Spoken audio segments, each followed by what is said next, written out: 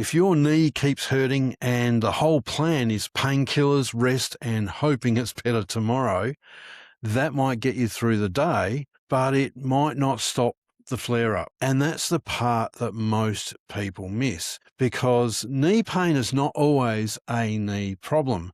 Sometimes the knee is the poor bastard in the middle, taking the punishment from weak muscles, extra load, inflammation, old injuries, and movements your body no longer tolerates. So in this video, I want to talk about how to reduce knee pain at home without pretending painkillers are the whole answer.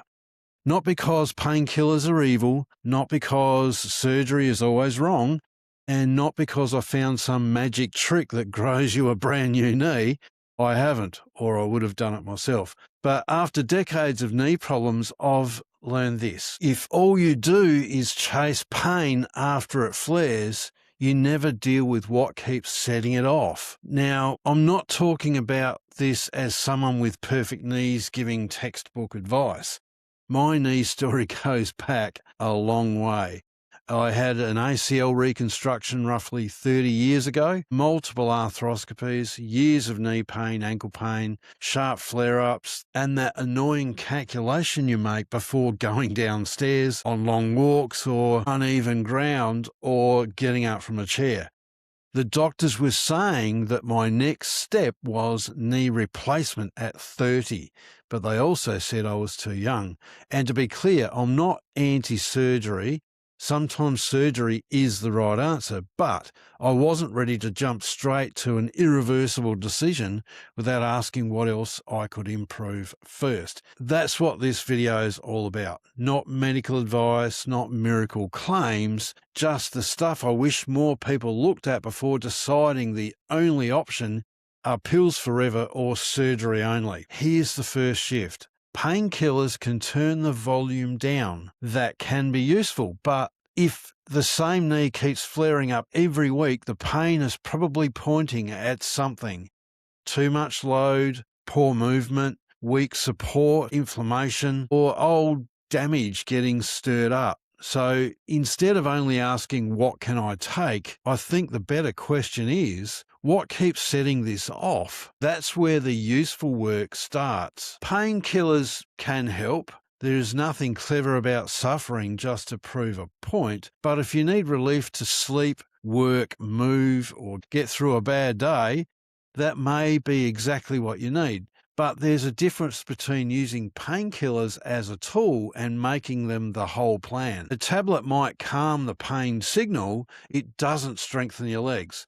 It does not reduce the pressure through the joint. It doesn't fix the way you walk. It does not calm the food or inflammation trigger that keeps making things worse. That's the bit that I had to learn. For years, I treated knee pain like it was just the damaged joint complaining. And yes, old injuries matter, but the knee was also reacting to the way I moved, the load I carried, and what was happening in the rest of my body. So pain relief has its place, but if the knee keeps flaring up, you need a plan, not just a rescue button. This is where people often get stuck. They point at the knee and say, that's the problem. Sometimes, yes, but often the knee is where the symptoms show up after something else has gone wrong in the chain.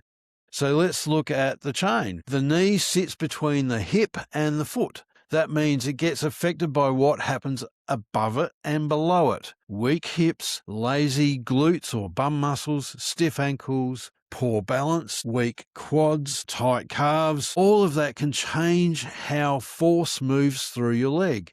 And when the chain is sloppy, the knee cops it. That doesn't mean you need to smash yourself in the gym. If your knee already hurts, going too hard too soon is one of the fastest ways to stir the hornet's nest. The better starting point is control. Slow sit to stands, gentle step-ups, glute bridges, supported calf raises, balance work, nothing heroic, nothing fancy, just movements that teach your leg to support the knee better.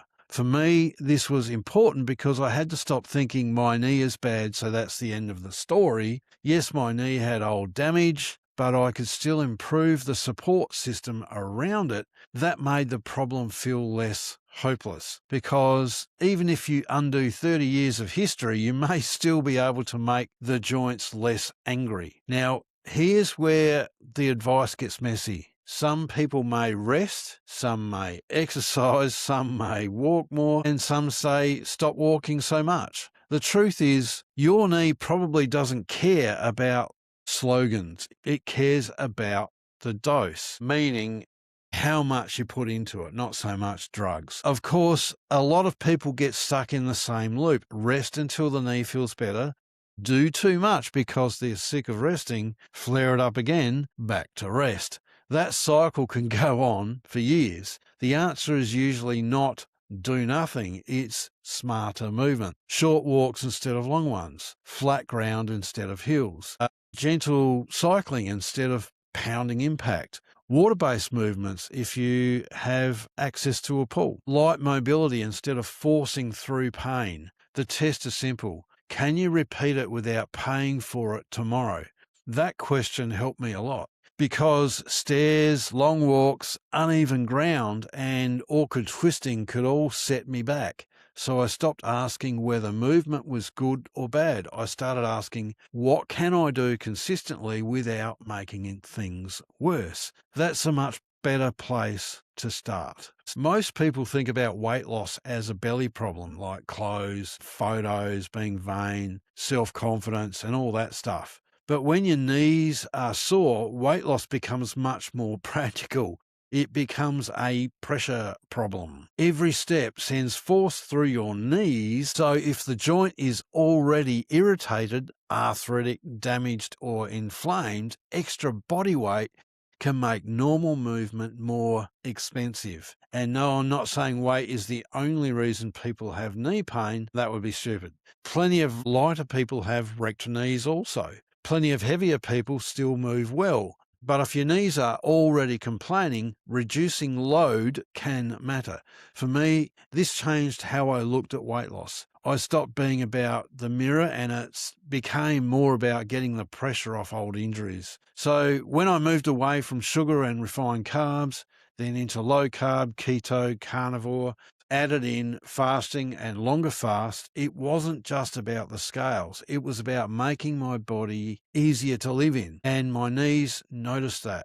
That's the point. If you're over 40 and your knees already giving you warnings, weight loss stops being as cosmetic. It becomes mechanical. Now, this next part is where some people roll their eyes. Food and knee pain. Really? I get it. But when your own body starts giving you feedback, you either pay attention or keep pretending it's random. Pain and inflammation are not exactly the same thing. But when inflammation is high, pain can feel louder. Joints feel stiffer, old injuries feel more obvious, recovery feels slower. That's why food became part of the knee conversation for me. Not because everyone needs to eat the way I eat, but because I had enough personal reactions to stop ignoring the pattern. Every small Hershey's dark chocolate triggered a psoriasis flare-up for me. Every almond milk, which sounds harmless, brought knee pain back when I reintroduced it. Does that mean those foods will do the same thing for everyone? Probably not, but it taught me a lesson. My body gives feedback, sometimes loudly. So if pain flares after sugar, processed food, poor sleep, alcohol, a messy week, I don't immediately call it random anymore. I look for the pattern. That's not obsession. That's paying attention. Now, before we get into home therapy, there are basic tools worth mentioning. Not exciting, not sexy, but sometimes useful. Cold or ice can help when knee feels hot, swollen, or irritated after activity. Heat can help when stiffness is the bigger problem. A knee sleeve can give you support, like a brace. Better footwear can change how your knee feels during the day. I know this because when I wear my black dress shoes, after a while my knee kills me and I struggle to walk. So sometimes I whip the black shoes off and walk around in my suit in my socks. And using a walking stick is not a moral failure. Sometimes it's needed to take some of the pressure off your knee. If it helps you move without limping like a wounded duck, then use it. Pride does not rebuild cartilage. Just don't confuse support with a full solution. A brace may help you get through the day. It doesn't replace strength. Ice may calm the flare, but it doesn't fix the reason flare-ups keep happening. Use the tool. Keep working on the bigger problem. Now, at some point, I started looking for something I could use at home consistently. Not instead of movement, not instead of food changes, not instead of common sense. It's another tool. That's where frequency therapy entered the picture. I don't present frequency therapy as a magic cure. That's not how I talk about it. That's not how I use it. And if someone has a fresh injury, a locked knee, major swelling, or something that needs proper medical attention, that's not the time to muck around pretending a home devices replaces an assessment.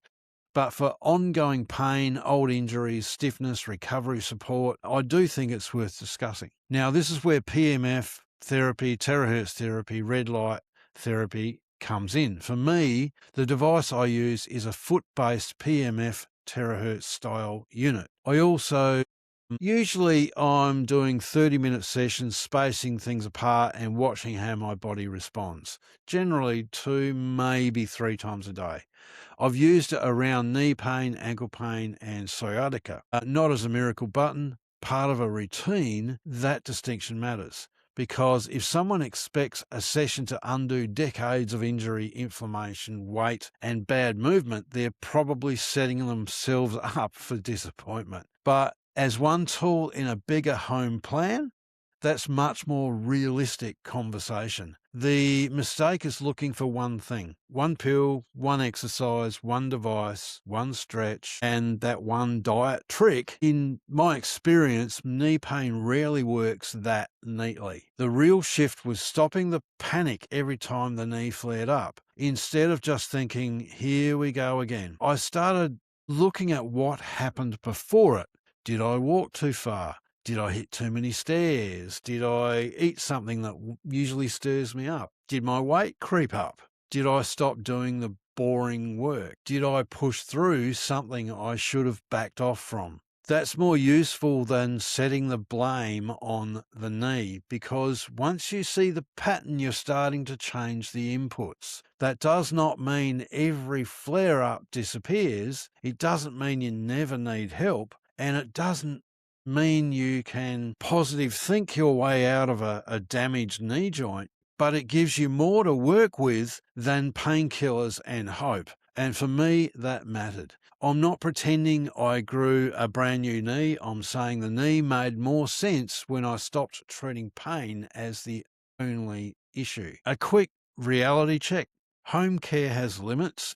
If your knee pain comes from a sudden injury or the knee is badly swollen, hot, red, unstable, locked, or getting worse, get help. Now, home strategies make more sense for manageable, familiar knee pain where you're trying to support the joint better. They do not replace proper assessment when something is clearly going wrong. Now, if you want my personal full story behind why I started looking at frequency therapy after decades of knee pain, ankle pain, and being told knee replacement was the only option, watch this video next. It'll be up the top somewhere here. It's called Something's Gotta Change. Now, that video explains what finally made me stop waiting for the next flare-up and start looking for a different approach. And while you're deciding whether you want to click that video, if you want help working out whether frequency therapy could fit into your own knee pain or recovery routine, click the link in the description and book a free call. I won't tell you it's magic. I won't pretend every knee problem is the same. But I can help you think through the options and give you some direction potentially for the future. Until then, Andrew out.